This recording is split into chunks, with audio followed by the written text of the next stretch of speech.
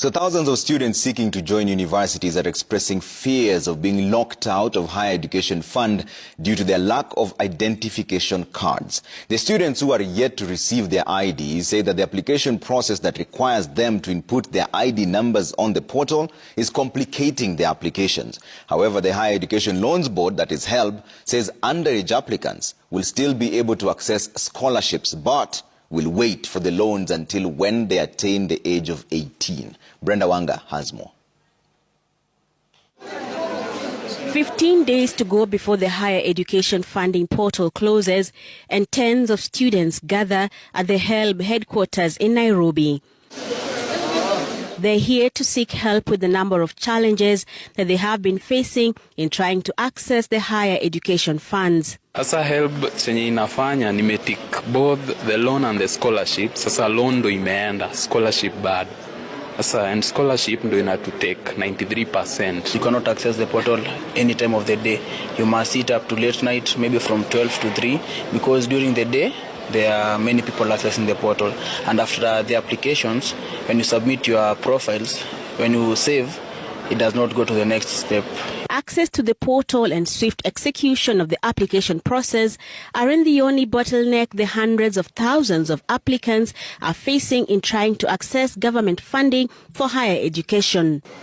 Some of the students hoping to join university and TVETs do not have identity cards on account of their age and are facing the very real possibility of missing out on the loans for the first semester or year of their study. Purity Kangai is here to plead her daughter's case. Akona waiting card na tukijaribu help without ID atusaidiki. So tukaona tukuje hapa tuone kama tutapata government sponsor. Purity's case isn't isolated. In Kisii, another family is facing the same predicament. Their son, John Kerage, aged 17, is in tears as he watches his dreams of studying clinical medicine fade away.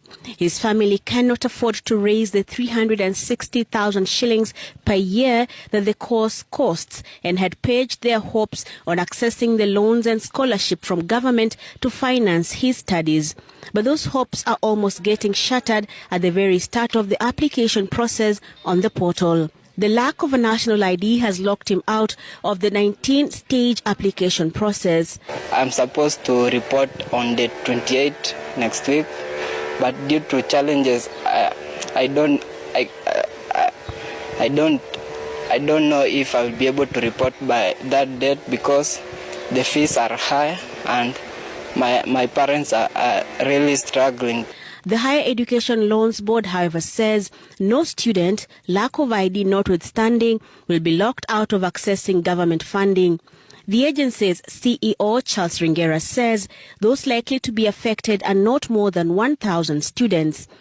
There were 2,200 who were underage then. Between this January and to date, majority of them have already taken their IDs, and we're estimating that number to have gone down to about 1,000 of them. This group of students are eligible for both loans and scholarship. They will, however, access the scholarships first. Now, the scholarship will then be released to the university upon them reporting to the university. The loan component, which is entitled to the category that they belong to, will then be held back until they supply the ID card.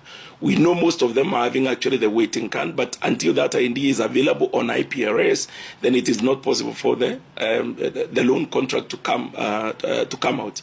According to Helb, the universities have been instructed not to turn the affected students away when they report on account of the withheld loans.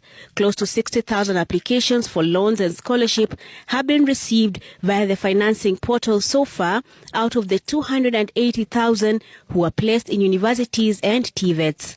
Helb says it hasn't achieved the critical mass required to start categorization of the applicants into the 4 bands of vulnerable, extremely needy, needy, and less needy to determine the level of funding each will get. Brenda Wanga, Citizen TV, Nairobi.